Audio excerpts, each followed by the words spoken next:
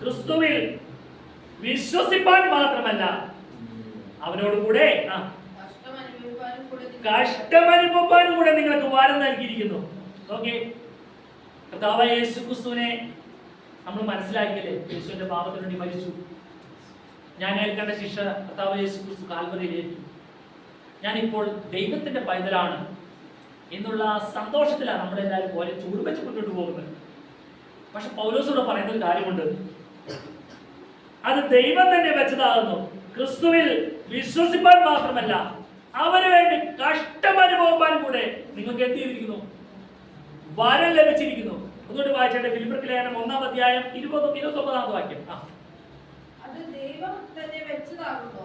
ക്രിസ്തുവിൽ വിശ്വസിപ്പാൻ മാത്രമല്ല അവന് വേണ്ടി കഷ്ടം അനുഭവിപ്പാനും കൂടെ നിങ്ങൾക്ക് വരം നൽകിയിരിക്കുന്നു. അത് ദൈവം തന്നെ വെച്ചതാകുന്നു. ക്രിസ്തുവിൽ വിശ്വസിപ്പാൻ മാത്രമല്ല അവന് വേണ്ടി കഷ്ടമനുഭവിപ്പാൻ കൂടെ ദൈവം വെച്ച പേരെന്താ? വരം നൽകിയിരിക്കുന്നു. അപ്പോ ക്രിസ്തുവിൽ വിശ്വസിച്ചു അല്ലേ? അത് വിശ്വസിച്ചിട്ടാണല്ലോ നമ്മളെല്ലാവരും ഇന്ന് കർത്താവിനെ മാതൃപ്പെടുത്തുവാൻ ഇങ്ങനെ കടന്നു വന്നിരിക്കുന്നത്. ഇതുപോലെ പല സ്ഥലങ്ങളിൽ കാണുന്നുണ്ട്. ഓരോ സ്ഥലങ്ങളിലെല്ലാം ദൈവത്തിൽ വിശ്വസിക്കുന്ന സഭയാം കുടുംബം പല സ്ഥലങ്ങളിൽ ഇന്ന് ദൈവത്തെ മാതൃപ്പെടുത്തി സ്തുതിക്കുകയും ചെയ്യുന്നുണ്ട്. പക്ഷേ ക്രിസ്തു അനുഭവിച്ച കഷ്ടത്തെ കുറിച്ച് മനസ്സിലാക്കിയില്ലേ? അങ്ങനെ മനസ്സിലാക്കിക്കൊണ്ടല്ലേ പിള്ളേരെ നമ്മൾ സ്നാനപ്പെടുത്തിയത്. എനിക്ക് വേണ്ടി മരിച്ചു, ഭൂമിയിൽ കടന്നു വന്ന് എന്റെ പാപത്തിന് വേണ്ടി മരിച്ചു എന്ന് ഞാൻ പൂർണ്ണമായി വിശ്വസിക്കുന്നു. ഇനി എന്നെ ചേർപ്പാൻ രണ്ടാമതും വരുമെന്നുള്ള പ്രതീക്ഷ ഉള്ളതുകൊണ്ടല്ലേ മക്കളെ സ്നാനപ്പെട്ടത്. അപ്പൊ ക്രിസ്തുവിനെ വേണ്ടതുപോലെ മനസ്സിലാക്കി. ഇനി അത് വിശ്വസിപ്പാൻ മാത്രമല്ല അവന് വേണ്ടി കഷ്ടമനുഭവിപ്പാനും ദൈവം വെച്ച പരിപാടി എന്താ? ദൈവം എന്താ വെച്ചിരിക്കുന്നത്? പറഞ്ഞ് ബൈബിൾ വായിച്ചെന്താ? എന്ത് മക്കള് പറഞ്ഞേ? അവിടെയൊക്കെ വരച്ചു വെക്കണം. വരം നൽകിയിരിക്കുന്നു. ക്രിസ്തുവിന് വേണ്ടി കഷ്ടമനുഭവിപ്പാൻ വരം നൽകിയിരിക്കുന്നു. അല്ലേ ജോസേട്ടാ? അങ്ങനെ ഒരു വരം നമുക്ക് ലഭിച്ചുകൊണ്ടല്ലേ ഈ വേദന കടന്നു വരുമ്പോഴും ഈ പ്രയാസം കടന്നു വരുമ്പോഴും നമ്മൾ അതിനെ ജയം എടുക്കുന്നത്? ആ വരം ഉള്ളത് കൊണ്ടാ.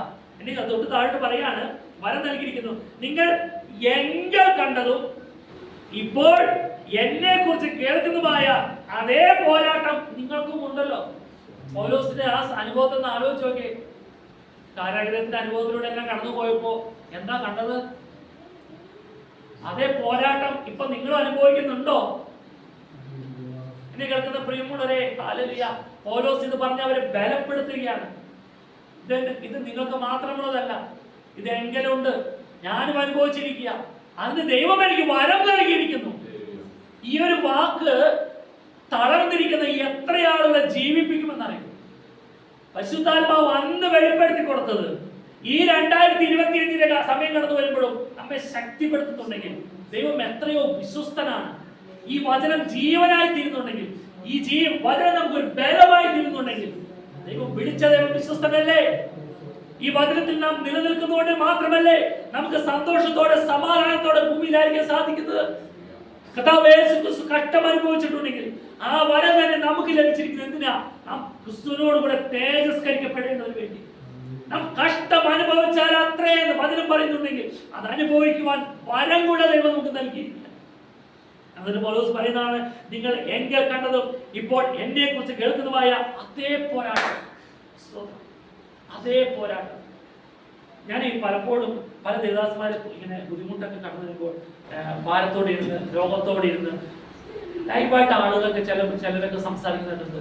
അനേകം ഭൂതങ്ങളൊക്കെ പുറത്താക്കി ഒരു രോഗികളെയൊക്കെ സൗഖ്യമാക്കി ശാസിച്ച് വിടുതലൊക്കെ പ്രാപിച്ച് ഇപ്പൊ അദ്ദേഹത്തിന് വയ്യാണ്ടായാലോ എന്നൊക്കെ പറഞ്ഞ് പരിഹസിക്കുന്നു. എത്ര വാക്കുകൾ ഞാൻ കേട്ടിട്ടുള്ളത്. ഈ വാക്കുകളൊക്കെ ചങ്കി കുത്തുന്ന പോലെ കേൾക്കുന്ന ചില വാക്കുകൾ കടന്നു വരാൻ കാരണം എന്താണെന്നറിയോ? എൻ്റെ അപ്പനെ കുറിച്ച് പറഞ്ഞു കേൾക്കുമ്പോഴാണ്. എൻ്റെ അപ്പച്ചൻ ചെയ്ത പ്രവർത്തികൾ എൻ്റെ അപ്പനെ അറിയാവുന്നവർക്ക് അറിയാം. എൻ്റെ അപ്പച്ചൻ ആയിരുന്ന സമയങ്ങളിലെല്ലാം 40 ദിവസം നല്ല ആരോഗ്യത്തിന്റെ സമയത്ത് എത്ര എടുത്തെന്ന് എനിക്ക് അറിയാൻ പാടില്ല. എല്ലാ വർഷം 40 ദിവസം ഫാസ്റ്റിംഗ്. ആ സമയങ്ങളിലെല്ലാം ഞങ്ങൾ പിള്ളേരാണ്. അപ്പോൾ അവരെ ആളുകൾ വീട്ടിലേക്ക് കടന്നു വരും, പ്രാർത്ഥനയ്ക്ക് കടന്നു വരും, ആരാധിക്കുന്ന അവർ ഭൂതമടങ്ങ് ഒച്ച ഉണ്ടാക്കി അലറി അതിനെയൊക്കെ ശാസിച്ച് അമ്മയൊക്കെ ജയപ്പെടുത്തിട്ടുണ്ട്. അങ്ങനെ ജയപ്പെടുത്ത് കടന്നു അപ്പച്ചന് കുറെ കാലം കഴിഞ്ഞപ്പോൾ ഷുഗർ കടന്നു വന്നു, ഡയാലിസിസ് ചെയ്യാൻ തുടങ്ങി. അപ്പച്ചന്റെ ശരീരത്തിന് കളറൊക്കെ മാറി. അപ്പച്ചൻ തന്നെ പറഞ്ഞു, ഇപ്പൊ ചട്ടിക്കടലിന്റെ അടിഭാഗം പോലെ ഇരിക്കുന്നതായിരുന്നു. അത് ചട്ടികാലത്തിന്റെ അടിയിൽ തീങ്ങാണ്ട് കറുത്ത കരിക്കളറാണ്, അതുപോലെ ആയിപ്പോയി.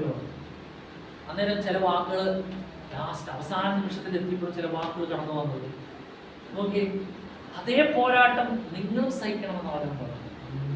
നമുക്ക് വേണ്ടി നമ്മൾ നിങ്ങളെ വചനം എബ്രായലേഖനം 13-ാം അധ്യായം നിങ്ങളോട് ദൈവവചനം പ്രസംഗിച്ച് നടത്തിയവരെ ഓർത്തുകൊള്ളുവിൻ, അവരുടെ ജീവാവസാനം ഓർത്ത് അവരുടെ വിശ്വാസം അനുകരിപ്പിൻ. ഞാൻ ഇന്ന് ഈ സത്യവേദ ഉയർത്തിപ്പിടിച്ച് പറഞ്ഞു, ഒരു ഞായറാഴ്ച പോലും പ്രാർത്ഥന മുടക്കരുത്. ഒരു ഞായറാഴ്ച പോലും. എങ്ങനെ ചെവി രണ്ടും പഴുത്ത് വന്നു, വയ്യാത്ത അവസ്ഥ കടന്നു, ഷുഗർ, ആഴ്ചയിൽ 3 ദിവസം ഡയാലിസിസ്. ഞാൻ ആലോചിച്ച് നോക്കി, 3 ദിവസം ഡയാലിസിസ്. അങ്ങനെ ആയിരുന്ന സമയത്ത് നിങ്ങളെല്ലാം ഒരു ഞായറാഴ്ച ഒരു പ്രാർത്ഥന മുടക്കാതെ പ്രാർത്ഥനയ്ക്ക് പോയിരുന്നു. ആ സമയത്ത് കണ്ണാറയിൽ ചെന്ന സമയത്ത് അപ്പച്ചൻ മാസ്റ്ററായിരുന്നു. അപ്പച്ചനെ കർത്തൃമേശങ്ങളെ ചെയ്യും, ആ ശുശ്രൂഷകളെ അപ്പച്ചനെ ചെയ്യിപ്പിച്ചു. നോക്കിയേ, ആയിരുന്ന സമയങ്ങളിലെല്ലാം ദൈവത്തിന് വേണ്ടി പ്രയോജനപ്പെട്ടു. ചില പോരാട്ടങ്ങളൊക്കെ കഴിക്കുമ്പോൾ എന്നെ കേൾക്കുന്ന പ്രിയമുള്ളവരെ, കർത്താവിന് വേണ്ടി ഇത്രയും പ്രവർത്തിച്ചിട്ട് ഇങ്ങനെ ഒരു പോരാട്ടം വന്നേ എന്നൊരു സംസാരം നമ്മുടെ നാവിൽ നിന്ന് കടന്നു വരരുത്. പൗലോസ് ഇത് പറയും, പൗലോസ് അവിടെ കിടക്കണമെന്നറിയും. അതേ പോരാട്ടം നിങ്ങളും കഴിക്കുന്നു എന്ന് പറയുമ്പോൾ പൗലോസ് അവരെ പറഞ്ഞ അവർ ബലപ്പെടുത്താം എന്നതുപോലെ ഹല്ലേലൂയ, ഈ കഷ്ടങ്ങളിൽ കൂട്ടവകാശികളാകുന്നതോറും മനസ്സിലാക്കണേ, നാം ക്രിസ്തുവിനോടുകൂടെ തേജസ്കരിക്കപ്പെടേണ്ടതിന് വേണ്ടിയിട്ടാണ്. കഷ്ടം അനുഭവിച്ചാലത്രേ രോഗവും ഭാരവും ക്ഷീണവും എല്ലാം കടന്നു വന്നോട്ടെ. ആമേൻ. അതെല്ലാം കടന്നു വന്നാലും അതിന്മേൽ കഷ്ടം അനുഭവിച്ചാൽ നാം ക്രിസ്തുവിനോടുകൂടെ തേജസ്കരിക്കപ്പെടും. ക്രിസ്തുവിനെ മരിച്ചവൻ ഉയർപ്പിച്ചവന്റെ ആത്മാവ് എന്നിലും നിങ്ങളിലും വസിക്കുന്നെങ്കിൽ നിങ്ങളുടെ മർത്യ ശരീരത്തെ ജീവനുള്ളതാക്കി തീർക്കും. ഈ പരിശുദ്ധാത്മാവ് നമ്മോട് കൂടി ഇരിക്കുമ്പോൾ നമ്മൾ ഇതിനെ നിസ്സാരമായി കാണരുത്. നമ്മ എത്ര ഭാഗ്യം നിറഞ്ഞവരാണെന്നറിയുമോ? ഭാരങ്ങളും പ്രയാസങ്ങളും കഷ്ടമൊക്കെ കടന്നു വന്നാലും രോഗങ്ങൾ കടന്നു വന്നാലും അതിന്മേലെല്ലാം ജയമെടുത്ത് മുന്നോട്ട് പോകാൻ ദൈവം സർവശക്തനായിട്ട് കൂടെയുണ്ട്. ഹല്ലേലൂയ, ആമേൻ. ഇവിടെ വചനം പറഞ്ഞ പോലെ തന്നെ അതേ പോരാട്ടം നിങ്ങൾക്കും ഉണ്ടല്ലോ. അതിന് ദൈവം നമുക്കൊരു വരം കൂടെ നൽകിയിട്ടുണ്ട്. സഹിപ്പാൻ ഒരു വരം കൂടെ ദൈവം നമുക്ക് നൽകിയിട്ടുണ്ട്. അതും കൂടി ഇല്ലാന്നുണ്ടെങ്കിൽ നമ്മൾ തകർന്നു പോകും. അങ്ങനെ ഒരു വരം കൂടെ ദൈവം നമുക്ക് നൽകിയിട്ടില്ല എങ്കിൽ നാം താളടിയായി പോകും. നിവർന്ന് നിൽക്കാൻ കഴിയാതെ കടന്നു വരും. പക്ഷെ ദൈവം നമ്മെ സൂക്ഷിക്കുന്നതുകൊണ്ടല്ലേ, ദൈവം നമ്മെ കരുതുന്നത് കൊണ്ടല്ലേ നാം ഇന്ന് നിലനിൽക്കുന്നത്. ഈ പുസ്തകം ചുമന്ന് നടന്നിട്ട് ആരെങ്കിലും ലജ്ജിച്ചു പോയതാണ് കാണുന്നുണ്ടോ? അവർക്ക് ചില ബുദ്ധിമുട്ടുകളൊക്കെ കടന്നു പോലെ കണ്ടിട്ടുണ്ടല്ലേ? അത് ഈ വചനപ്രകാരം നമ്മൾ വായിച്ചപ്പോൾ മനസ്സിലായില്ലേ? അതിനൊരു വരം കൊടുത്തുകൊണ്ടല്ലേ ഇന്നും ഈ പുസ്തകം ചുമന്നുകൊണ്ട് അഭിമാനത്തോടെ ജീവിക്കുന്നത്. നമുക്ക് വലിയ മണിമാളികൾ ഇല്ലെങ്കിൽ എന്താ, വലിയ മറ്റുള്ളവരെ പോലെ സുബലോപിതമായി ജീവിച്ചിരിക്കുന്ന എന്താ കാര്യം?